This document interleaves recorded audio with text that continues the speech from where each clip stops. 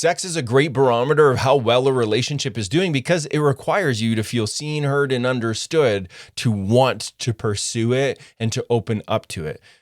And there is way too much advice out there that is telling people like you to leave a relationship when it hits this sexless terrain without understanding what's actually happening on the deeper layers. And I needed to record this video because there's way too many men that I have supported in my one-to-one coaching containers where they are moving through grief and remorse for past relationships that they left where there was a lot of love and care for each other. They just didn't have the tools I end up teaching them. This whole methodology of relational authority. They didn't have that. They weren't given that from their fathers. They didn't witness it. It's not something that's talked about or taught anywhere, which is why I now do that. I want you to have the tools to live a thriving relationship and a life with deep meaning and purpose.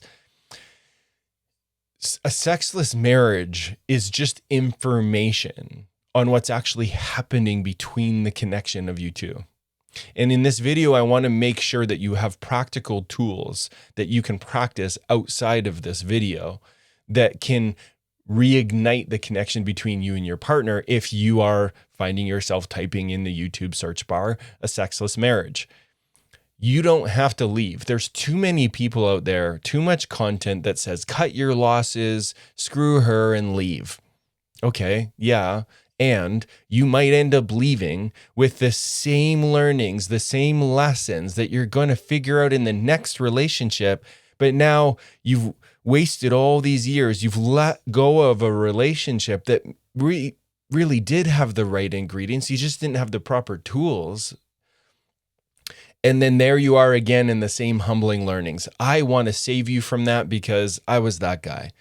I was previously married. I didn't have all these tools. I didn't know what relational authority was. I didn't know the power of leading with vulnerability. I didn't know attachment styles. I was just projecting all over the place that my partner was the problem, and it led to a failing marriage, and it sucked. And I'm grateful because it inspired me to invest and devote my entire life to learning this realm of relationships so that I could earn the status of a conscious man, a man that is safe in the world, that offers presence to everything that he does. And it's been the greatest investment of my life to put most of my energy to learning this realm of relationship, because now it's the work that I do. And now I have this life of deep, meaningful relationships. And I want you, my friend, to have the same thing in your own unique way. So if you are in this position of a sexless marriage, we need to understand what's actually happening. Your nervous system is wired very differently than your partner, your wife. Women have these nervous systems that are very responsive, and almost every man that I've ever met has a very spontaneous nervous system. And what I mean by that is, I don't know, maybe you found yourself in this position where, I've had to build a specific practice that I call de-armoring, which I'm not going to go into in this video. But before I learned certain ingredients, I used to just walk into environments and just share whatever was happening for me, share things I was excited about, and I was misattuning to the room. So as an example, this used to look like me walking in from work and misattuning, like my partner is been having her own day and her own experiences, and maybe it's not the moment to be sharing what's happening for me. Maybe it's a moment to check in of like, what's happening for you. I would misattune to these places and create this disconnection, and it would impact the relationship. I would just spontaneously share and move and follow inspiration. And this is a known dynamic between men and women, where men will walk into a room and just blah with a megaphone. This is what's happening for me, and this is what I'm excited about. And it's a pain point for women of like, oh my God, I'm trying to tend the kids' needs, and oh my God, I'm winding down for bed, and now he's ramping up all the energy. There's so many complaints that I have heard in this place, and no one's doing anything bad or wrong, but we have to understand the differences. Man's nervous system spontaneous, women's nervous system responsive. This is super important because what's leading to a sexless marriage most of the time is there have been too many little misses, too many ruptures, too many hurts that weren't attuned to, that weren't repaired, that has led to stacked hurt on both sides. Example, there's a lot of men that I've worked with where this is a very consistent, common dynamic where a man pursues his wife. He wants to have sex and he initiates sex through touch, through comments of like, I want to make love with you. God, I want to have sex with you. God, you look so good. And in the evening, going to initiate that. And she's feeling hurt by all these little micro misses in the day. And she deflects, she rejects. Oh, and then the man feels so hurt in the rejection because it also felt vulnerable and edgy to initiate wanting to have sex. And then what happens is now there's some hurt, the feeling of rejection. And then the man goes to initiate again and gets rejected again because she's feeling hurt. She's feeling misattuned to. And now she's getting farther away. She's withdrawing. And this just loops more and more and more. And then eventually there becomes this place where some men will decide inside of themselves, I'm just going to stop initiating. And then the sex stops happening. And then the resentment just starts to fester because you're trying so hard to meet her emotionally and meet her needs and take her, a never-ending desired list of things for you to do and work on. And you feel like you're showing up, but she's not showing up for what you're needing, which in almost every man that I've worked with, the deepest need is physical intimacy, to feel connected, to feel close. Now, here's the interesting thing. Women are not rejecting when you go to initiate for sex because she doesn't love you, because she doesn't want you. Her nervous system isn't feeling safe. Remember, it's responsive. So she's responding to all the micro misses in the day. So as an example, what I talked about earlier, if you walk into the kitchen, you're just sharing about your day, but you're not asking her about hers. You're not asking for, hey, is there a way that I can help you with the kids? Is there something that I can prepare for dinner? Or even better, you just initiating that without asking. If there's all these little misses, her nervous system will respond and start to close off, to pull back. Now, what's interesting is often she's wanting sex just as bad as you, but she can't override her nervous system not feeling safe. And then you can't override your nervous system that's feeling so rejected. So here's an important thing to understand. If you're pursuing your partner with resentment, she's going to feel that. Women are super intuitive. And if you're pursuing with resentment in the background that you aren't talking about, she's going to feel that as pressure because you not sharing the resentment or the deeper truths of what's actually happening for you. She's going to sense that. She's just reading your body language, and then she's going to feel frightened on a level, not feel safe with you because there's something you're withholding. This is really important.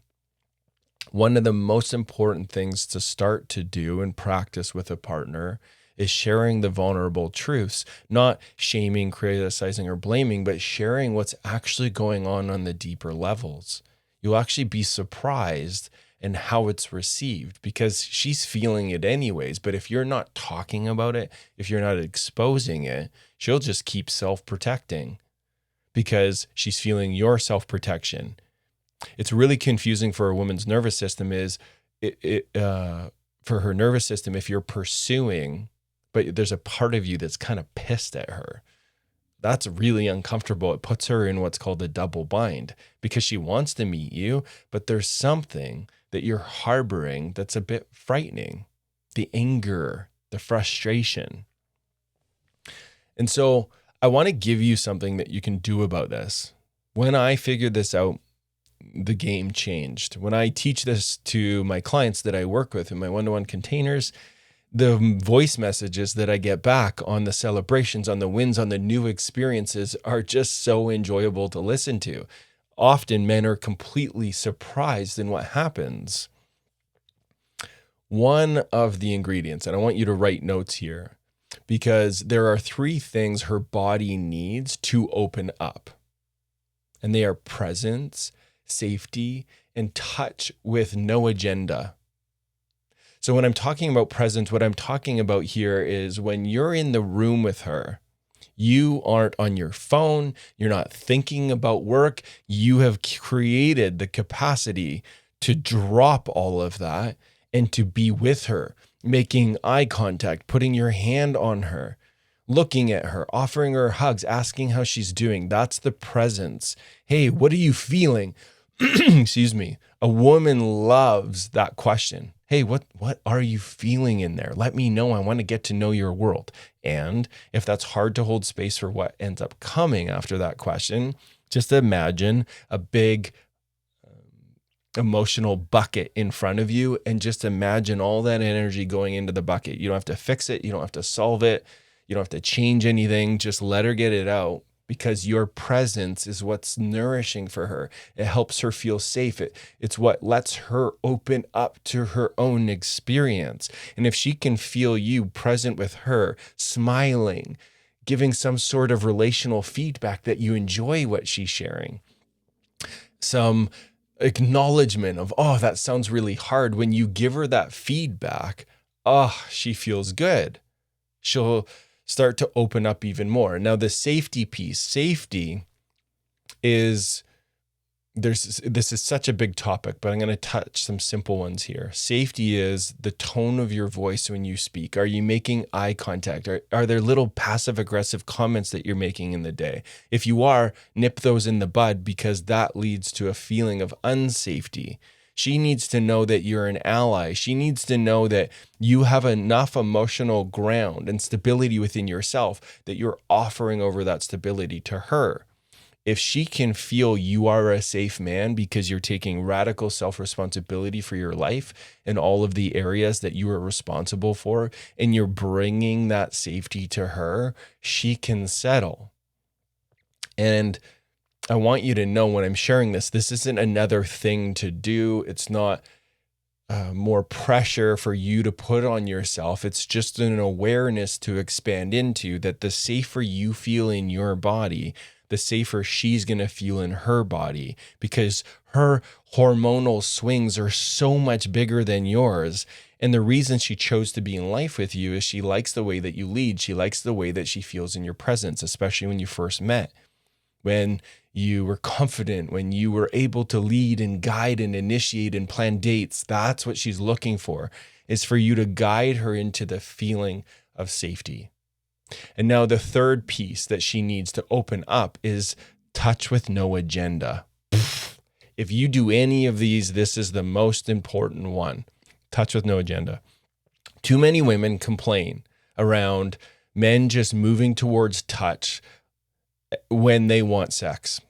So as an example, there's no touch throughout the whole day, and there's all these day-to-day interactions, sharing life, and then it becomes that time right before bed, and men just reach over and start grabbing her boobs or start kissing her and are really looking for sex. And that's the only time they're bringing the touch. And then for them, they start to feel used. They start to feel disrespected.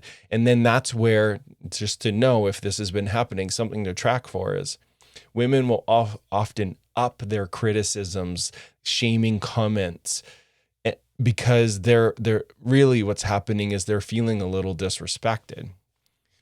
So something that you can do, and I highly encourage, if you're in this situation where sex isn't happening as much as you'd like, I want to give you a stretch to work on for the next week, 2 weeks.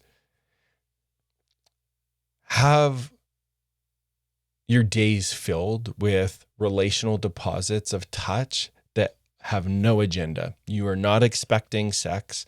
You're just touching her body in some sort of way, and you know her better than anyone. So you get to follow your intuition on this one and touch her in the ways that you feel she enjoys. So an example, my partner, she loves when I just gently caress her face, when I rub her eyebrows. She loves it. She likes a really soft, gentle touch. She's super sensitive. And the softer the touch, the more sensual and pleasurable it is for her. And if I can, I'm a very masculine guy.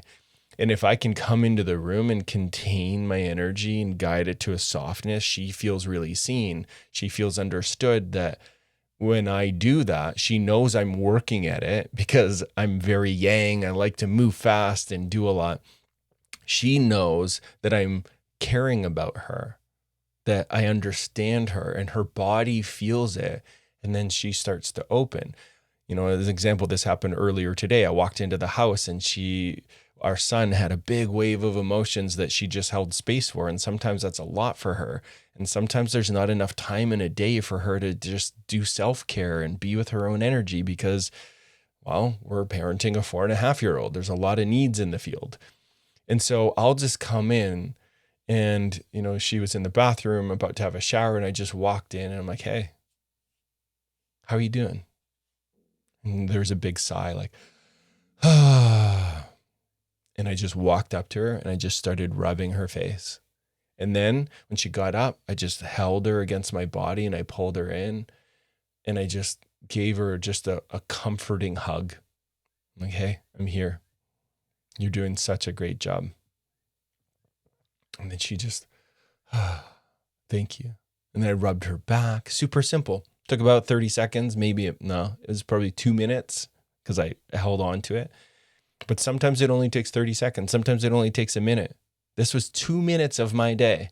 And I already know what this is going to lead to. Her body is now feeling open. She's feeling seen. She's feeling cared for. And then that trickles. So when I finish this video, I'll go in and I'll give her another deposit. And I'll rub her back. I'll give her another hug. All these little places of touch where it's not moving into sexual, that helps her feel safe, tended, cared for, led in a good way. And then when we get into the bedroom, when we get into what we describe as temple time, now she's already warmed up and juiced up. She feels so emotionally met. Her nervous system has felt so met, responded to, cared for, that now when it goes into us being more sexually intimate, the foreplay was throughout the entire day. And if I do this every single day, if you do this every single day where you make it a new habit that you touch her 80% more than you're already touching her with no agenda, she will start to wake up into who is this? Because she will feel you there with her. Her nervous system will start to feel safe. She'll feel your presence. And then she will open up and want to give you the thing that you are wanting so badly, which is to be inside of her. And it's going to feel so much better because the pleasure she will experience by you meeting her in all those other ways will lead to such an enjoyable experience because of the sounds and the moaning and her being so dripping wet, because holy, she is feeling guided and led by a man with maturity, with capacity. This is what women are longing for. So I really want to stretch you here and challenge you to do this before making any crazy decisions or just letting yourself live in the helplessness or hopelessness. There's something you can do that's different to create a different outcome, to get that sexual need met. I know you need that to feel connected. That's nothing wrong with you. Don't let anyone convince you that you focusing so much of your energy and wanting sex, that's not a bad thing. Don't listen to anyone who has instilled some message of shame around that. That is how you're biologically built. You need to feel that sexual energy, you using your power and it met in a good way for you to feel connected and close. That's not a problem. That makes you a man. And I want to ensure that you get that need met. So my encouragement, practice, presence, safety, touch with no agenda, and do this regularly. Learn how to hold space for her so that she will start to open up. And then you get to feel the satisfaction of both of your needs getting met. Let me know what this poked and provoked in you in the comments, please. I love to read what's happening for you in these videos. And if you want to learn where you're at in the masculine archetype, what might be preventing you from being able to do what I described in this, like if your nervous system freezes or shuts down or collapses, or you just can't seem to mobilize towards the guidance I'm giving you, just go take my quiz. It's down in the description, and it's going to let you know where you're at in this journey of relational authority. Where are you at with relational presence? And then the next steps that you can take to change that. See you in the next one.